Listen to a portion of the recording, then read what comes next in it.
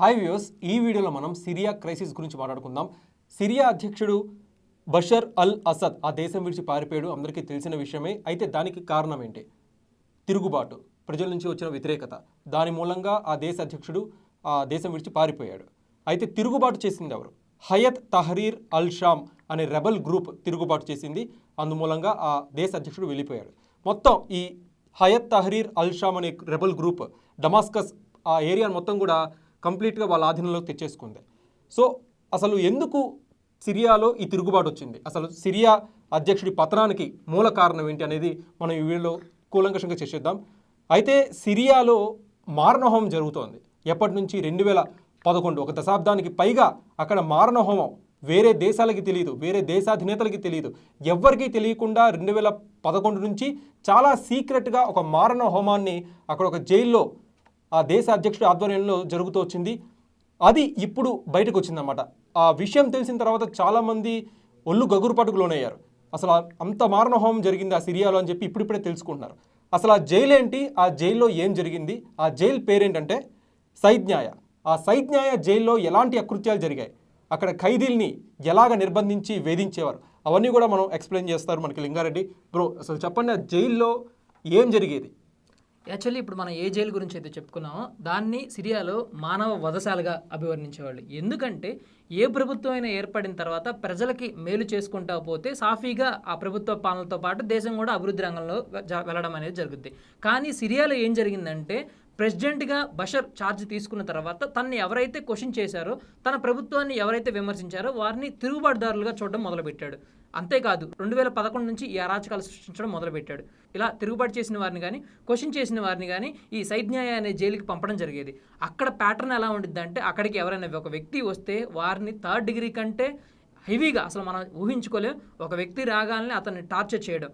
ఆ టార్చర్లో కూడా current shock పెట్టడం, గోల్డ్ పీకేయడం, కాళ్ళు చేతులు విరక్కొట్టడం, దాని తర్వాత లేడీస్ అయితేనేమన్నా రేప్ చేయడంతో పాటు పాటలు బాడీలో ఉన్న వాటిని కోయడం కూడా జరుగుతూ ఉండిద్ది. ఇంతటి మారణ హోమం అక్కడ జరుగుతూ ఉండిద్ది.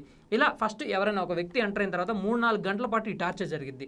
దాని తర్వాత ఒక అండర్ గ్రౌండ్కి తీసుకెళ్తారు, విచారణ నిమిత్తం అని చెప్పేసి వారికి మాయమాటలు చెప్తారు. అక్కడికి తీసుకెళ్ళిన తర్వాత ఇంకొక 3-4 గంటలు టార్చర్ చూపడం అయితే జరిగింది.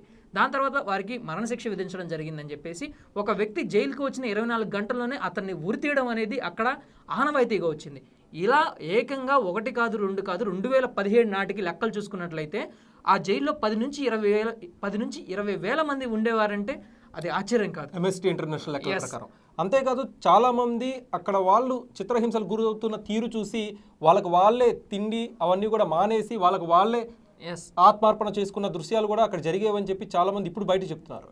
అంటే ఒక వ్యక్తి మన కళ్ళ ముందు గాయపడడం చూస్తేనే జనరల్గా మన మనుషులం కాబట్టి మనకు కొద్దిగా మనసు నొచ్చుకుంటా ఉంటుంది, కొంచెం మనం డిస్టర్బ్ అవుతూ ఉంటాం. అలాంటిది వేల సంఖ్యలో మనుషులను అక్కడికి తీసుకొచ్చి వారిని కరెంట్ షాకులు ఇవ్వడంతో పాటు టార్చర్ చేయడం చూసిన తర్వాత ఏ వ్యక్తి అయినా ఏడకు వచ్చామంటే మనం నరకంలోకి ఎంటర్ అయినట్టే, భూలోక నరకంగా దాన్ని అభివర్ణించేవారు.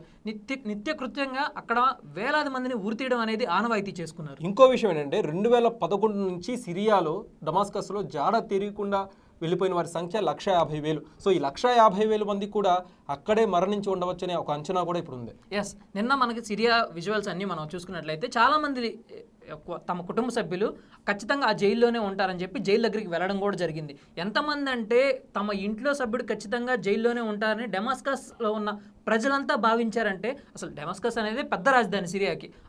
ఆ రాజ్యంలో ఆ రాజధానిలో ఏకంగా ప్రతి ఇంటి నుంచి ఒక వ్యక్తి ఆ జైలుకి వెళ్ళారంటే పాలన ఏ రకంగా సాగిందనేది మనం ఉదహరించుకోవచ్చు. ఇక్కడ ఇంకో విషయం ఏంటంటే, సర్ప్రైజింగ్ ఫ్యాక్టర్ ఏంటంటే, ఇదంతా కూడా ఆర్మీ చీఫ్ అలానే రక్షణ మంత్రి, గ్రాండ్ ముఫ్టీ ఆఫ్ సిరియా వీళ్ళ ఆధ్వర్యంలో జరుగుతుంది. వీళ్ళందరికీ తెలిసి ఈ విషయం, కానీ ఎంత సీక్రెట్గా దీన్ని అక్కడ మారణహోమం సృష్టించారనేది ఇప్పుడు తెలుస్తుంటే ఒళ్ళు గగురుపాటుకు లోనవుతుంది. నిజంగా సిరియా పతనానికి మూల కారణం ఈ సైద్న్యాయ జైల్లో జరిగిన ఈ అకృత్యాలే. దీని కారణంగానే అక్కడ తిరుగుబావుట ఎగరవేశారు రెబల్స్ అందరూ కూడా. సో ఇప్పుడు ఫర్దర్గా సిరియాలో అంతా కూడా శాంతి నెలకొనబోతుంది అని చెప్పి ఈ రెబల్ గ్రూప్ అనేది పేర్కొంది. సో ఓవరాల్గా సిరియా పతనానికి, సిరియా అధ్యక్షుడి పతనానికి మూల కారణం ఇదండి.